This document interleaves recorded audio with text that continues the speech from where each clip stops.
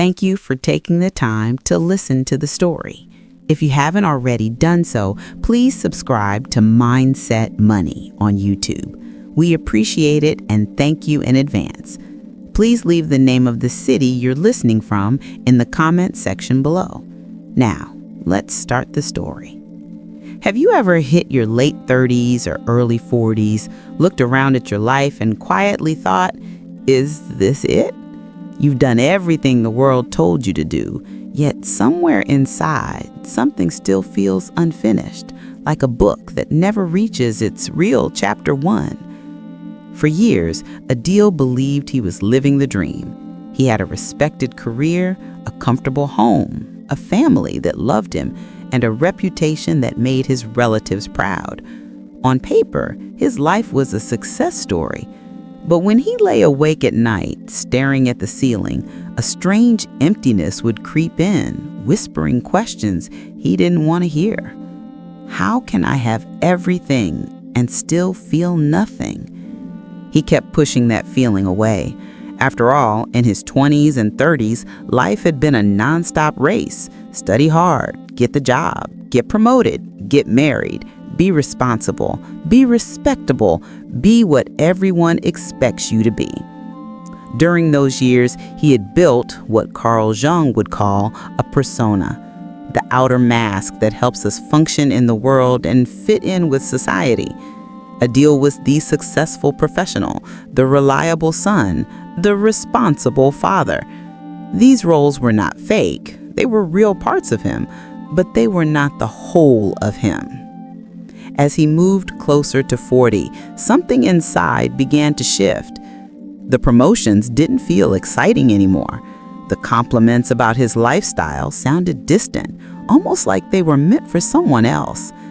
At family gatherings, people would praise his achievements, but he would catch himself zoning out, wondering, if this is success, why do I feel so disconnected? Our culture often treats turning 40 as the beginning of decline, the slow fade out before the end. We joke about midlife crises as if anyone who questions their life at this stage is simply falling apart. But Jung saw something very different. He believed that this restlessness, this inner questioning, is not the end of life, but the true beginning. One evening, after another long day of ticking boxes and answering emails, Adil sat alone in his parked car. He did not turn on the radio. He did not reach for his phone. He just sat there in the quiet, feeling a heaviness in his chest that he could no longer ignore. For the first time, instead of escaping the emptiness, he listened to it. The realization came slowly, like a sunrise.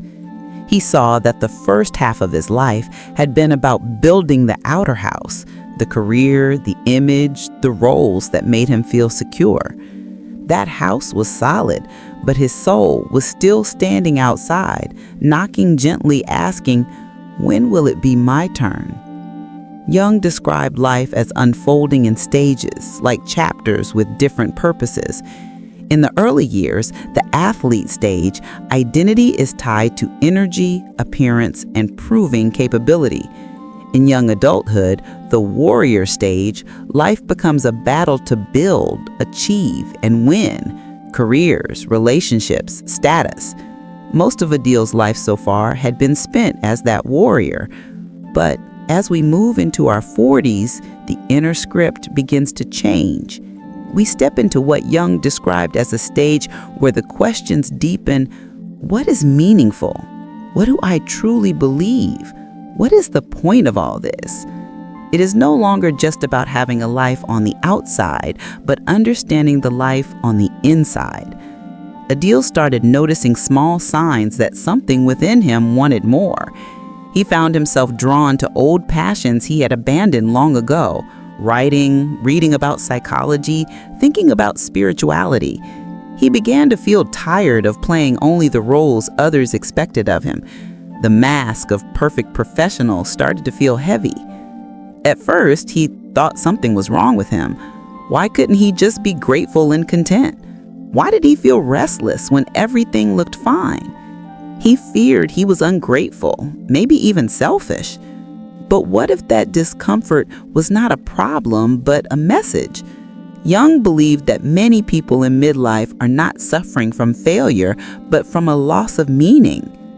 The goals that once gave us energy stop working, not because we did anything wrong, but because they have completed their job. The soul begins to ask new questions that success alone cannot answer. As weeks passed, Adil noticed another pattern. He had strange dreams that would not leave him alone. Sometimes he was walking through a huge house filled with doors he never opened.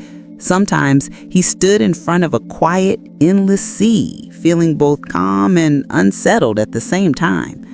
Jung believed that dreams are like a secret language of the soul, a small hidden door into the deepest part of who we are. They don't shout, they whisper.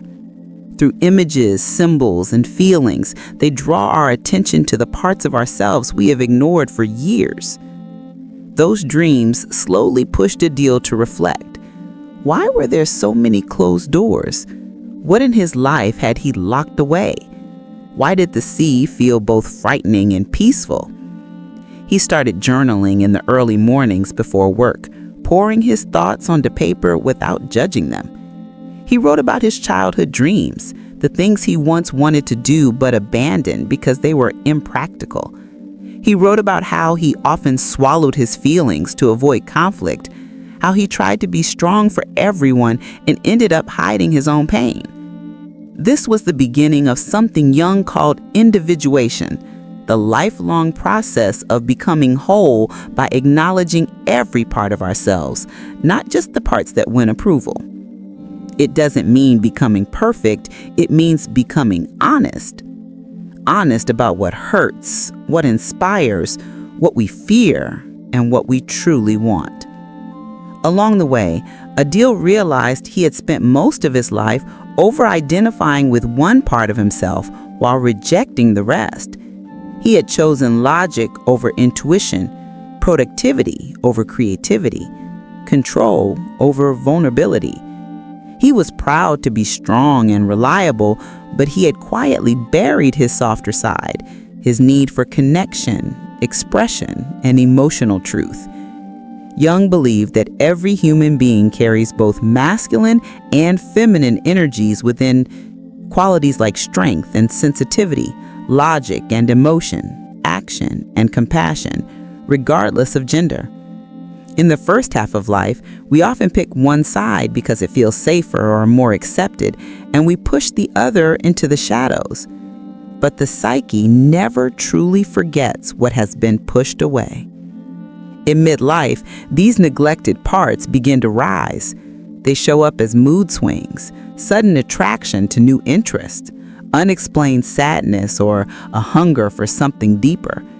This can feel like crisis, but it really is a call to balance. Life is asking us to stop living as only half of who we are. So Adil began experimenting with small, courageous steps. He allowed himself to speak honestly with a close friend about his emptiness instead of pretending everything was fine. He started spending quiet time alone, not to escape, but to listen. He picked up old hobbies, wrote short reflections, and let himself feel without immediately trying to fix it. Bit by bit, his inner life started to open. He realized he didn't have to abandon his responsibilities to honor his soul.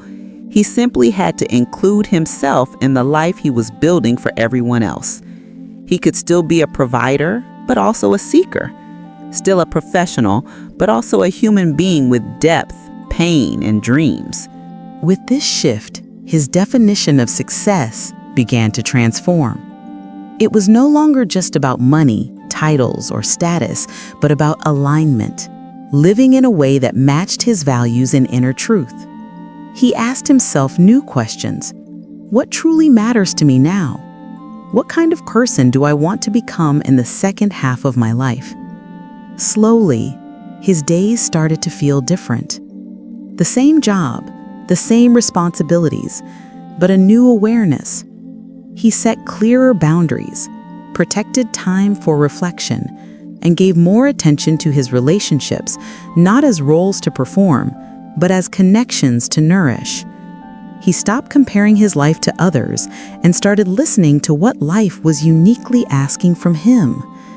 He also noticed a quiet spiritual hunger awakening, not necessarily religion, but a desire for meaning that went beyond paychecks and social approval. He became more aware of coincidences that felt like gentle signs, small moments of insight that seemed to arrive just when he needed them. He began to sense that life was not just happening to him, it was also speaking to him. At this stage, life no longer felt like a race to outrun time. It felt more like a conversation between who he had been and who he was becoming. Instead of asking, "How do I get ahead?" he began to ask, "How do I live true?" And that is the hidden power of turning 40, 50, 60, or beyond. The world may call it decline, but in reality, it is a rebirth. It is the moment when the soul says, "You've spent years becoming who you needed to be. Now it's time to become who you really are." So if you are at this stage, feeling restless, empty, or confused, you are not broken. You are being invited to step beyond the first version of your life and enter a deeper one. Invited to listen to your dreams, honor your feelings, welcome your neglected gifts, and build a life that fits your true self, not just your public image. Life does not truly begin at the moment society calls youth. Life truly begins when you decide to live from the inside out. For many, that awakening comes around 40, but the age does not matter as much as the decision. The decision to stop living only to impress others. The decision to pay attention to the quiet voice within. The decision to allow your second half of life to be guided, not by fear of time running out, but by the courage to finally be who you are. So maybe the real question is not, what's next on my checklist? Maybe the real question is, what part of me have I left behind, and am I ready to welcome it home? Thank you for listening to this story. If you enjoyed it, please like, comment, and share. And don't forget to subscribe to Mindset Money for more motivational stories about success, mindset, and life.